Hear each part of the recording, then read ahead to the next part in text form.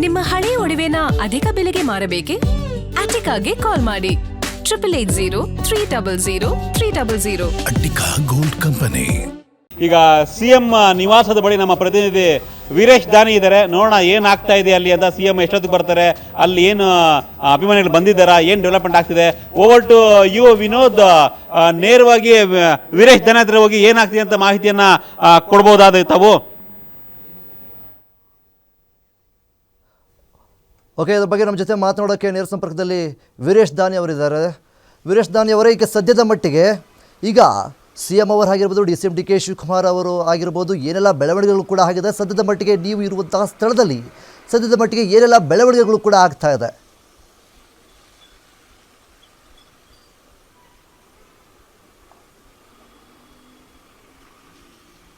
Vinod, ನಾನಿದೀಗ CM ಸಿದ್ದರಾಮಯ್ಯನವರ ಅಧಿಕೃತ ನಿವಾಸದ ಮುಂಭಾಗದಲ್ಲಿರುವಂಥದ್ದು. ಸಿಎಂ ಸಿದ್ದರಾಮಯ್ಯನವರು ಹೈಕಮಾಂಡ್ ನಾಯಕರುಗಳ ಭೇಟಿಯ ಬಳಿಕ ಈಗಾಗಲೇ ದೆಹಲಿಯಿಂದ ರಾಜ್ಯಕ್ಕೆ ಮರಳುತ್ತಾ ಇರುವಂಥದ್ದು. ಇನ್ನೇನು ಕೆಲವೇ ನಿಮಿಷಗಳಲ್ಲಿ ಅವರು ಬೆಂಗಳೂರಿನ HAL ವಿಮಾನ ನಿಲ್ದಾಣದಲ್ಲಿ ಅವರ ವಿಶೇಷ ವಿಮಾನ ಲ್ಯಾಂಡಿಂಗ್ ಆಗ್ತಾ ಇರುವಂಥದ್ದು. ಸಿಎಂ ಸಿದ್ದರಾಮಯ್ಯನವರು HAL ವಿಮಾನ ನಿಲ್ದಾಣದ ನೇರವಾಗಿ ಅವರ ನಿವಾಸಕ್ಕೆ ಆಗಮಿಸ್ತಾರೋ ಇಲ್ವೋ ಅನ್ನೋದು ಸಾಕಷ್ಟು ಕುತೂಹಲಕ್ಕೆ ಕಾರಣವಾಗ್ತಾ ಇರುವಂಥದ್ದು. ದೃಶ್ಯದಲ್ಲೂ ಸಹ ನೋಡ್ತಾ ಇರ್ಬೋದು. ಈಗಾಗಲೇ ಸಹ ಪೊಲೀಸರು ಸಹ ಎಲ್ಲ ರೀತಿಯಾದಂಥ ಸಿದ್ಧತೆಗಳನ್ನು ಸಹ ಮಾಡ್ಕೋತಾ ಇರುವಂಥದ್ದು. ಪ್ರತಿನಿತ್ಯ ಯಾವ ರೀತಿಯಾಗಿ ಬಂದೋಬಸ್ತ್ ಇರ್ತಿತ್ತು ಅದಕ್ಕಿಂತ ಸ್ವಲ್ಪ ಮಟ್ಟಿಗೆ ಇವತ್ತಿನ ಹೆಚ್ಚಿಗೆ ಆಗಿ ಪೊಲೀಸ್ ಸಿಬ್ಬಂದಿಗಳು ಸಹ ಇಲ್ಲಿ ಕಂಡು ಬರ್ತಾ ಇರುವಂಥದ್ದು. ಸಿಎಂ ಸಿದ್ದರಾಮಯ್ಯನವರಿಗೆ ಈಗಾಗಲೇ ಹೈಕಮಾಂಡ್ ನಾಯಕರುಗಳು ರಾಜೀನಾಮೆಯನ್ನು ಕೊಡಲಿಕ್ಕೆ ಸೂಚನೆಯನ್ನು ಕೊಟ್ಟಿರೋ ಹಿನ್ನೆಲೆಯಲ್ಲಿ ಸಿಎಂ ಸಿದ್ದರಾಮಯ್ಯನವರು ಸಹ ರಾಜ್ಯಕ್ಕೆ ಆಗಮಿಸ್ತಾ ಇರುವಂಥದ್ದು. ಆದರೆ ಸಿಎಂ ಸಿದ್ದರಾಮಯ್ಯನವರು ಬೆಂಗಳೂರಿಗೆ ಆಗಮಿಸಿದ ಬಳಿಕ ಅವರ ಜೊತೆಗೆ ಈಗಾಗಲೇ ದೆಹಲಿಗೆ ಹೋಗಿರ್ತಕ್ಕಂಥ ಸಚಿವರಾಗಿರ್ತಕ್ಕಂಥ KJ ಜಾರ್ಜ್ ಆಗಿರ್ಬೋದು, ಪರಮೇಶ್ವರ್ ಅವರಾಗಿರ್ಬೋದು, ಬೈರತಿ ಸುರೇಶ್ ಆಗಿರ್ಬೋದು, SC ಮಹದೇವಪ್ಪ ಮತ್ತು ಸಚಿವ ಸತೀಶ್ ಜಾರಕಿಹೊಳಿ ಎಲ್ಲರೂ ಸಹ ಸಿಎಂ ಸಿದ್ದರಾಮಯ್ಯನವರ ಜೊತೆಗೆ ಅವರ ನಿವಾಸಕ್ಕೆ ಆಗಮಿಸ್ತಾರೋ ಇಲ್ವೋ ಅನ್ನೋದು ಒಂದು ಕಡೆ ಕುತೂಹಲಕ್ಕೆ ಕಾರಣವಾಗ್ತಾ ಇರುವಂಥದ್ದು. ಒಂದು ವೇಳೆ ಸಚಿವರು ಎಲ್ಲರೂ ಸಹ ಸಿಎಂ ಸಿದ್ದರಾಮಯ್ಯನವರ ಜೊತೆಗೇ ನಿವಾಸಕ್ಕೆ ಆಗಮಿಸಿದ್ರೆ ಸಭೆ ಆಗುವಂತ ಸಾಧ್ಯತೆಗಳು ಸಹ ಈಗಲೂ ಇರುವಂಥದ್ದು. ಹೀಗಾಗಿ ರಾಜ್ಯದಲ್ಲಿ ಉಂಟಾಗಿರ್ತಕ್ಕಂಥ ಕ್ಷಿಪ್ರ ರಾಜಕಾರಣ ಏನಿದೆ, ಹೀಗಾಗಿ ಸಿಎಂ ಸಿದ್ದರಾಮಯ್ಯನವರು ಆಗಮಿಸಿದ ಬಳಿಕ ಏನೆಲ್ಲ ಬೆಳವಣಿಗೆಗಳು ಆಗುತ್ತೆ ಅನ್ನೋದೇ ಸಾಕಷ್ಟು ಕುತೂಹಲಕ್ಕೆ ಕಾರಣವಾಗ್ತಾ ಇರುವಂಥದ್ದು. ಇನ್ನೇನು ಕೆಲವೇ ನಿಮಿಷಗಳಲ್ಲಿ ಸಿಎಂ ಸಿದ್ದರಾಮಯ್ಯನವರು ಅವರ ಅಧಿಕೃತ ನಿವಾಸಕ್ಕೆ ಆಗಮಿಸುವಂತ ಸಾಧ್ಯತೆಗಳು ಇರುವಂಥದ್ದು. ವಿನೋದ್. ಓಕೆ ವೀರೇಶ್ ದಾನಿ, ಈಗಾಗಲೇ ಸಿಎಂ ಸಿದ್ದರಾಮಯ್ಯನವರು ಇದೇನು ಕೆಲವು ಕ್ಷಣಗಳಲ್ಲಿ ನಿವಾಸಕ್ಕೆ ಆಗಮಿಸ್ತಾರೆ. ಆದರೆ ನಾಳೆ ದಿನದಲ್ಲಿ ಖಂಡಿತವಾಗ್ಲೂ ಒಂದಿಷ್ಟು ಸಭೆಗಳು ನಡೆಯುವಂತಹ ಎಲ್ಲ ಸಾಧ್ಯತೆಗಳು ಕೂಡ ಇದೆ. ಸೊ ಇದ್ರ ಬಗ್ಗೆ ಹೇಳೋದಾದರೆ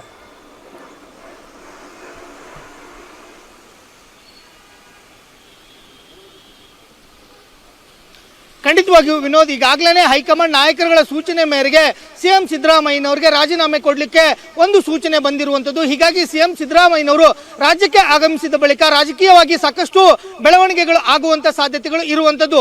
ಸಿಎಂ ಸಿದ್ದರಾಮಯ್ಯನವರ ಆಪ್ತರಾಗಿರ್ತಕ್ಕಂಥ ಎಲ್ಲ ಸಚಿವರಾಗಿರ್ಬೋದು, ಶಾಸಕರುಗಳಾಗಿರ್ಬೋದು, ಈಗಾಗಲೇ ಅವರು ಸಹ ಸಿಎಂ ಸಿದ್ದರಾಮಯ್ಯನವರ ಮನವೊಲಿಸುವಂಥ ಪ್ರಯತ್ನಗಳನ್ನು ಸಹ ಮಾಡ್ತಾ ಇರುವಂಥದ್ದು. ನಾವು ರಾಹುಲ್ ಗಾಂಧಿ ಅವರ ಜೊತೆಗೆ ಮಾತನಾಡ್ತೀವಿ ಅನ್ನೋ ಒಂದು ಭರವಸೆಯನ್ನು ಕೊಟ್ಟರೂ ಸಹ ಸಿಎಂ ಸಿದ್ದರಾಮಯ್ಯನವರು ಯಾವುದೇ ರೀತಿಯಾದಂಥ ಅವರ ಆಪ್ತರಾಗಿರ್ಬೋದು, ಅವರ ಬೆಂಬಲಿಗರಿಗೆ ಯಾವುದೇ ಸೂಚನೆಯನ್ನ ಕೊಟ್ಟಿಲ್ಲ.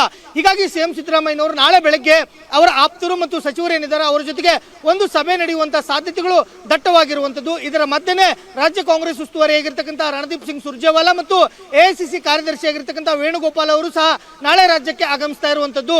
ರಾಜ್ಯ ಕಾಂಗ್ರೆಸ್ನಲ್ಲಿ ಆಗುವಂತ ಬೆಳವಣಿಗೆಗಳಾಗಿರ್ಬೋದು ಮತ್ತು ಬಂಡಾಯ ಆಗಿರ್ಬೋದು, ಏನೆಲ್ಲ ಗೊಂದಲಗಳಾಗ್ಬೋದು, ಇವನ್ನೆಲ್ಲವನ್ನೂ ಸಹ ಬಗೆಹರಿಸಲಿಕ್ಕೆ ರಾಜ್ಯ ಉಸ್ತುವಾರಿ ಆಗಿರ್ತಕ್ಕಂಥ ಸುರ್ಜೇವಾಲಾ ಆಗಿರ್ಬೋದು, ವೇಣುಗೋಪಾಲ್ ಅವರಾಗಿರ್ಬೋದು ಯಾವ ರೀತಿಯಾಗಿ ಸ್ಟ್ರಾಟಜಿಯನ್ನ ಮಾಡ್ತಾರೆ ಅನ್ನೋದು ಒಂದು ಕಡೆ ಕುತೂಹಲಕ್ಕೆ ಕಾರಣವಾಗ್ತಾ ಇದ್ರೆ, ಇನ್ನೊಂದು ಕಡೆ DCM DK ಶಿವಕುಮಾರ್ ಅವರು ಈ ಕ್ಷಣದವರೆಗೂ ಸಹ ಅವರು ದೆಹಲಿಯಲ್ಲೇ ಬಿಟ್ಟಿರುವಂಥದ್ದು. ನಾಳೆ ಮಧ್ಯಾಹ್ನ 12:15ಕ್ಕೆ ಅವರು ದೆಹಲಿಯಿಂದ ರಾಜ್ಯಕ್ಕೆ ಆಗಮಿಸ್ತಾ ಇರುವಂಥದ್ದು. ಹೀಗಾಗಿ DCM DK ಶಿವಕುಮಾರ್ ಅವರು ಸಹ ಒಂದು ಕಡೆ ರಾಜ್ಯಕ್ಕೆ ಆಗಮಿಸ್ತಾ ಇದ್ದಾರೆ. ಇನ್ನೊಂದು ಕಡೆ ಸಿಎಂ ಸಿದ್ದರಾಮಯ್ಯನವರು ಇನ್ನೇನು ಕೆಲವೇ ನಿಮಿಷಗಳಲ್ಲಿ ಅವರ ನಿವಾಸಕ್ಕೆ ಆಗಮಿಸ್ತಾರೆ. ಅವರ ಜೊತೆಗೆ ಸಚಿವರುಗಳು ಅವರ ಜೊತೆಗೇ ಆಗಮಿಸಿದ್ರೆ ಸಭೆ ಆಗುವಂತ ಸಾಧ್ಯತೆಗಳು ದಟ್ಟವಾಗಿರುವಂಥದ್ದು. ಸಿಎಂ ಸಿದ್ದರಾಮಯ್ಯನವರಿಗೆ ರಾಜೀನಾಮೆ ಕೊಡುವ ಸೂಚನೆ ಬಂದ ಬಳಿಕ ರಾಜ್ಯ ಕಾಂಗ್ರೆಸ್ನಲ್ಲಿ ಸಾಕಷ್ಟು ಸಂಚಲನ ಆಗಿರುವಂಥದ್ದು ಖಂಡಿತ ಸತ್ಯ ಅಂತ ಹೇಳ್ಬೋದು. ಆ ನಿಟ್ಟಿನಲ್ಲಿ ನಾಳೆ ಮತ್ತು ನಾಡಿದ್ದಿನ ಬೆಳವಣಿಗೆಗಳು ರಾಜ್ಯ ಕಾಂಗ್ರೆಸ್ನಲ್ಲಿ ಸಾಕಷ್ಟು ಕುತೂಹಲ ಮತ್ತು ಸಂಚಲನಕ್ಕೆ ಕಾರಣವಾಗುವಂತ ಸಾಧ್ಯತೆಗಳು ಇರುವಂಥದ್ದು. ವಿನೋದ್. ಓಕೆ ವೀರೇಶ್ ದಾನಿ, ಹಾಗೆ ಸಂಪರ್ಕದಲ್ಲಿರಿ. ಮತ್ತೊಂದು ಈಗ ಬ್ರೇಕಿಂಗ್ ಬರ್ತಾ ಇದೆ, ನೋಡ್ಕೊಂಡ್ ಬರೋಣ.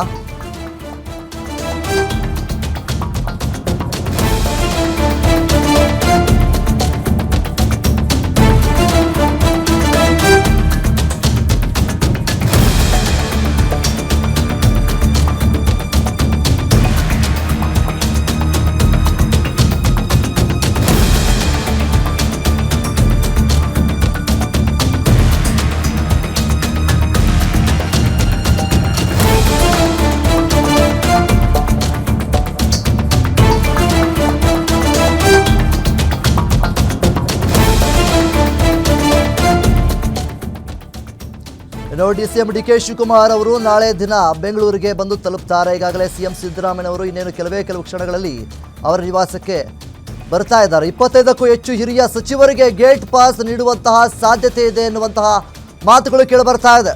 ಡಿ.ಕೆ. ಶಿವಕುಮಾರ್ ಅವರ ನೇತೃತ್ವದಲ್ಲಿ ಹೊಸ ಕ್ಯಾಬಿನೆಟ್ ರಚಿಸುವಂತಹ ಸಾಧ್ಯತೆಗಳು ಕೂಡ ಇದೆ. ಹೊಸಬರಿಗೆ ಹೊಣೆ ಹಾಕಿ ಪಕ್ಷ ಸಂಘಟನೆಗೆ ಒತ್ತು ನೀಡುವಂತಹ ಎಲ್ಲ ಸಾಧ್ಯತೆಗಳು ಕೂಡ ಇದೆ. ಈಗಾಗಲೇ ಯುವ ನಾಯಕರಿಗೆ ಜವಾಬ್ದಾರಿಯನ್ನು ವಹಿಸೋದಕ್ಕೆ ಡಿ.ಕೆ.ಶಿ ಉತ್ಸುಕತೆಯನ್ನು ತೋರಿಸ್ತಾ ಇದ್ದಾರೆ. ಮುಂದಿನ ಎಲೆಕ್ಷನ್ ಗುರಿಯಾಗಿಸಿಕೊಂಡು ಒಂದು ಟೀಮನ್ನು ರಚನೆ ಮಾಡ್ತಾರಾ ಡಿ.ಸಿ.ಎಂ ಡಿ.ಕೆ. ಶಿವಕುಮಾರ್ ಅವರು ಅನ್ನುವಂಥದ್ದು ಕೂಡ ಒಂದು ಕಡೆ ಪ್ರಶ್ನೆ ಆಗ್ತಾ ಇದೆ. ಸೊ ಮತ್ತೆ ಸಂಪರ್ಕಕ್ಕೆ ಹೋಗೋಣ. ವೀರೇಶ್ ದಾನಿ ಅವರ ಜೊತೆ ಸಂಪರ್ಕದಲ್ಲಿದ್ದಾರೆ. ವೀರೇಶ್ ದಾನಿ, ಈಗಾಗಲೇ ಡಿ.ಸಿ.ಎಂ ಡಿ.ಕೆ. ಶಿವಕುಮಾರ್ ಅವರು ನಾಳೆ ಬೆಂಗಳೂರಿಗೆ ಎಂಟ್ರಿಯನ್ನ ಕೊಡ್ತಾ ಇದ್ದಾರೆ. ಈಗಾಗಲೇ 25ಕ್ಕೂ ಹೆಚ್ಚು ಶಾಸಕರನ್ನ ಏನು ಹಿರಿಯ ಶಾಸಕರೇನಿದ್ದಾರೆ ಅವರಿಗೆ ಕೋಕ್ ನೀಡುವಂತಹ ಎಲ್ಲ ಸಾಧ್ಯತೆಗಳು ಕೂಡ ಇದೆ ಎನ್ನುವಂತಹ ಮಾಹಿತಿಗಳು ಕೂಡ ಕೇಳಿ ಬರ್ತಾ ಇದೆ. ಹಾಗಾದ್ರೆ ಈಗ ಡಿ.ಕೆ. ಶಿವಕುಮಾರ್ ಅವರು ಒಂದು ವೇಳೆ ಸಿಎಂ ಆದರೆ ಅವರು ಒಂದು ಹೊಸ ಶಾಸಕತ್ವವನ್ನು ಒಂದು ರಚನೆ ಮಾಡ್ತಾರಾ ಅನ್ನುವಂಥದ್ದು ಕೂಡ ಒಂದು ಕಡೆ ಪ್ರಶ್ನೆ ಆಗಿದೆ. ಸೊ ಇದ್ರ ಬಗ್ಗೆ ಹೇಳೋದಾದ್ರೆ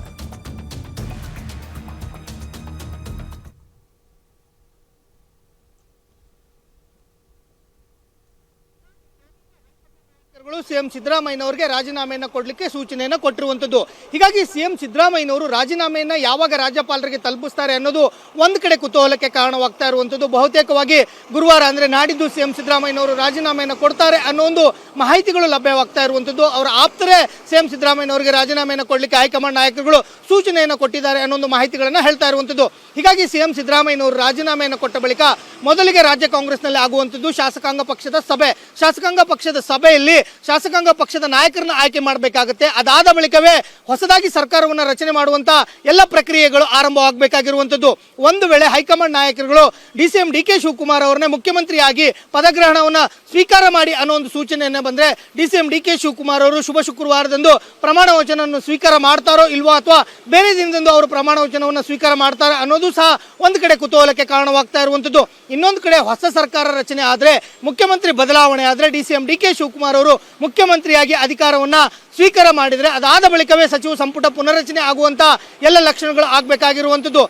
ಡಿ.ಸಿ.ಎಂ ಡಿ.ಕೆ. ಶಿವಕುಮಾರ್ ಅವರು ಸಿಎಂ ಆಗಿ ಪ್ರಮಾಣ ವಚನವನ್ನು ಸ್ವೀಕರಿಸಿದ ದಿನವೇ ಸಚಿವ ಸಂಪುಟಕ್ಕೆ ಬೇಕಾಗಿರ್ತಕ್ಕಂಥ ಸಚಿವರನ್ನ ಆಯ್ಕೆ ಮಾಡ್ಕೋತಾರೋ ಅಥವಾ ಅವರೊಬ್ಬರೇ ಸಿಎಂ ಆಗಿ ಪ್ರಮಾಣ ವಚನವನ್ನು ಸ್ವೀಕಾರ ಮಾಡಿ ಅದಾದ ಬಳಿಕ ಸಚಿವ ಸಂಪುಟವನ್ನು ಪುನರ್ರಚನೆಯನ್ನು ಮಾಡ್ತಾರೋ ಅಥವಾ ಸಚಿವ ಸಂಪುಟವನ್ನು ವಿಸ್ತರಣೆ ಮಾಡ್ತಾರೆ ಅನ್ನೋದು ಸಹ ಒಂದು ಕಡೆ ಕುತೂಹಲಕ್ಕೆ ಕಾರಣವಾಗ್ತಾ ಇರುವಂಥದ್ದು. ಮೊದಲಿಗೆ ಸದ್ಯಕ್ಕೆ ರಾಜ್ಯ ಕಾಂಗ್ರೆಸ್ನಲ್ಲಿ ಆಗಬೇಕಾಗಿರುವಂಥ ಬೆಳವಣಿಗೆಗಳು ಹೈಕಮಾಂಡ್ ನಾಯಕರುಗಳು ಸಿಎಂ ಸಿದ್ದರಾಮಯ್ಯನವರಿಗೆ ಕೊಟ್ಟಿರತಕ್ಕಂಥ ಸೂಚನೆಯ ಪ್ರಕಾರ ಸಿಎಂ ಸಿದ್ದರಾಮಯ್ಯನವರು ರಾಜೀನಾಮೆಯನ್ನು ಯಾವಾಗ ಕೊಡ್ತಾರೆ ಅನ್ನೋದೇ ಒಂದು ಕಡೆ ಕುತೂಹಲಕ್ಕೆ ಕಾರಣವಾಗ್ತಾ ಇರುವಂಥದ್ದು.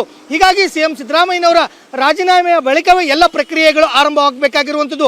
ಈ ಎಲ್ಲ ಪ್ರಕ್ರಿಯೆಗಳು ಮತ್ತು ಬಂಡಾಯ, ಬಿಕ್ಕಟ್ಟು, ಗೊಂದಲ ಇವು ಎಲ್ಲವನ್ನೂ ಸಹ ಬಗೆಹರಿಸಲಿಕ್ಕೆ ನಾಳೆ ರಾಜ್ಯ ಕಾಂಗ್ರೆಸ್ ಉಸ್ತುವಾರಿಯಾಗಿರ್ತಕ್ಕಂಥ ರಣದೀಪ್ ಸಿಂಗ್ ಸುರ್ಜೇವಾಲಾ ಮತ್ತು ಎಐಸಿಸಿಯ ಕಾರ್ಯದರ್ಶಿಯಾಗಿರ್ತಕ್ಕಂಥ ವೇಣುಗೋಪಾಲ್ ಅವರು ಸಹ ರಾಜ್ಯಕ್ಕೆ ಆಗಮಿಸ್ತಾ ಇರುವಂಥದ್ದು.